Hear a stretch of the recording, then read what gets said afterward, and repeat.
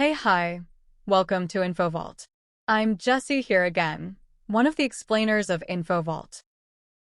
Have you ever wondered how all these machines or servers connected to the internet communicate with each other? Or, for instance, have you ever wondered how these websites, hosted somewhere on machines, are fetched and browsed on your browser? And how am I talking to you now, through this InfoVault streaming video? What makes any of today's internet activities possible? To understand this, you first need to know that each machine or server connected to a network is identified by its own unique IP address for communication. For instance, when you type in a domain name like example.com into your browser first needs to know the IP address of the machine or server hosting the website example.com to establish the connection and communicate. This is when DNS records are handy. Before jumping right into the topic, let's learn about DNS records. So, what is a DNS record? DNS stands for Domain Name System. A DNS record contains the data or information to which a particular domain name is pointing to, enabling a service intended for that specific DNS record type. Or in other words, a DNS record contains the data or information to which a particular domain name points, enabling a service intended for that specific DNS record type. DNS records can broadly be categorized into those that consist of instructions and those that do not. An instructional DNS record contains a set of instructions that a DNS resolver follows when processing that record. An example of an instructional DNS record is an A record. The four components that describe an A record are: 1. The DNS record of type. A indicates that it's a DNS record of type address, meaning it contains the IP address of the server hosting the website or service of the domain name to which the DNS record applies to. 2. The name field with the special character or symbol @ indicates that this A record applies to the root domain name. For instance, in our case, it's example.com. If it's for a subdomain name like www.example.com, then the text www is entered in the name field. 3. The data field takes the IP address of the server hosting the website or service of the domain name to which the DNS record applies to. Because it's in A record that we are adding, the IP address field typically takes the IP address of the server hosting the website or web application of the domain name to which the DNS record applies to. 4. The TTL field takes the time duration information. TTL stands for time to live. It's an instruction on how long the cache should live.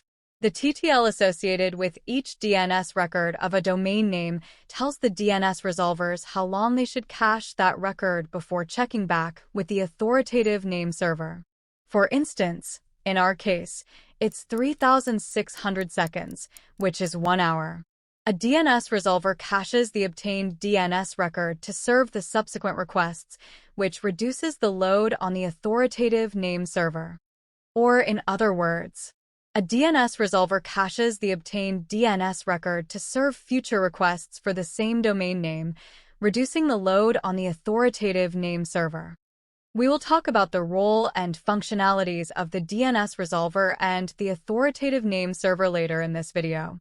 An A record is instructional because it directs the DNS resolver to the IP address associated with the domain name.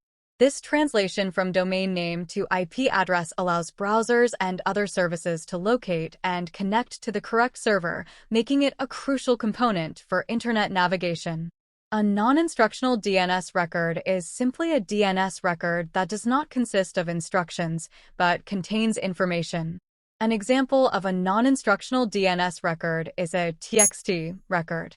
TXT text record contains text information for various purposes, such as domain ownership verification, SPF records for email validation, and general notes.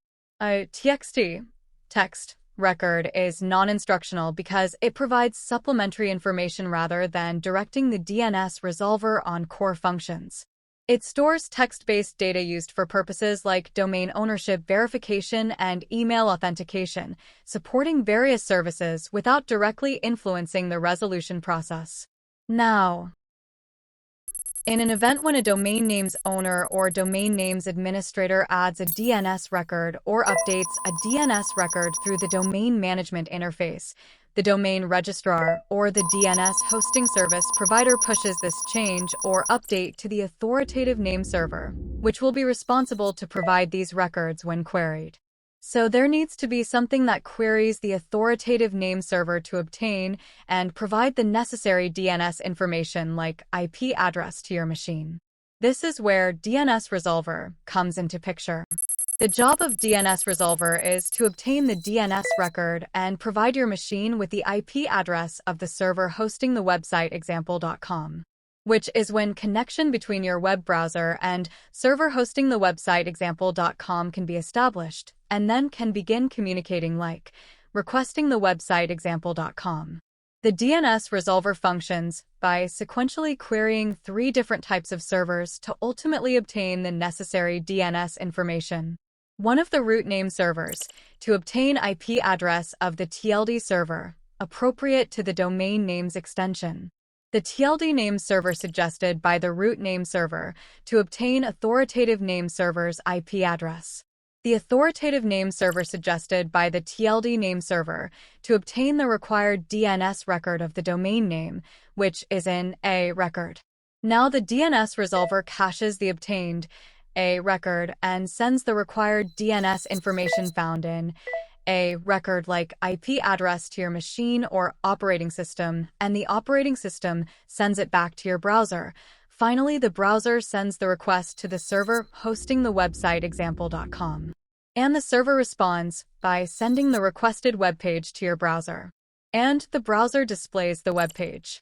And to let you know, there are multiple root name servers, TLD name servers, and authoritative name servers, located geographically worldwide for redundancy and load distribution. For instance, there are 13 sets of root name servers worldwide.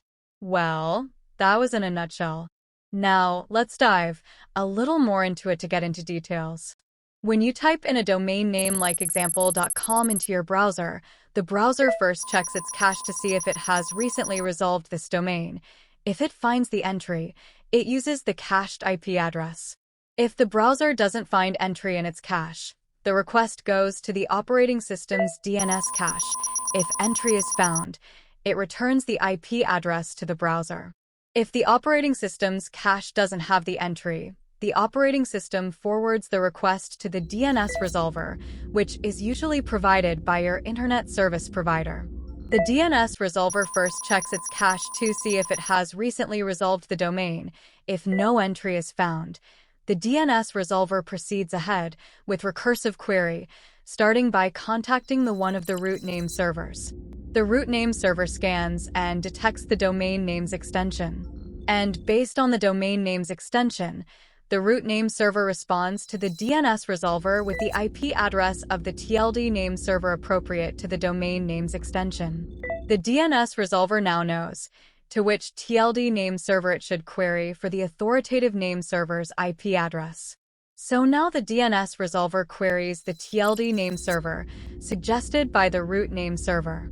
The TLD server scans and detects the domain name, and through its response to the DNS Resolver, now provides the IP address of the responsible authoritative name server for the specific domain, for instance example.com. Now the DNS Resolver queries the authoritative name server suggested by the TLD name server. The authoritative name server stores and provides DNS records for domain names. A DNS record contains the data or information to which a particular domain name is pointing to, enabling a service intended for that specific DNS record type. For instance, a DNS record of type A, which indicates an address record, typically points to the IP address of the server hosting the website or web application of the domain name. The authoritative name server, through its response to the DNS Resolver, now provides the DNS record of type A, which contains the IP address of the server to which example.com is pointing to. The DNS Resolver caches the obtained DNS record containing the IP address. and returns the required DNS information like IP address to your machine or operating system, which then passes it back to your browser. With the IP address in hand, finally, your web browser now sends the request to the server hosting the website or web application of the domain name example.com. Listening to your browser's request, the web server establishes the connection and responds by sending web pages dependencies, such as HTML, CSS, JavaScript, images, and etc. files to your web browser. And then the rendering engine pre-incorporated in your web browser renders the website or web page and displays it on your web browser. Note that the web server may also deny the connection request based on the conditions or rules set on the web server by the web server's administrator. That's it, voila. Oh wait, not over yet. Here is something your mind should think by now.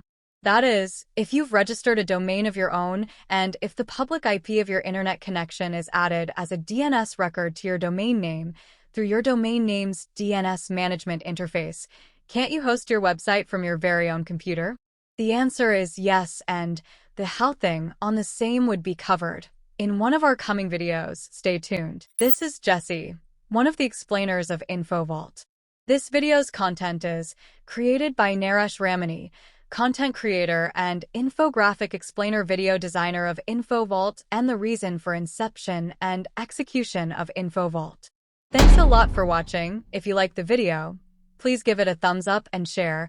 And if you want to keep up along, subscribe to the channel and hit that bell icon so that you wouldn't miss any of our future updates and content. Signing off. Goodbye.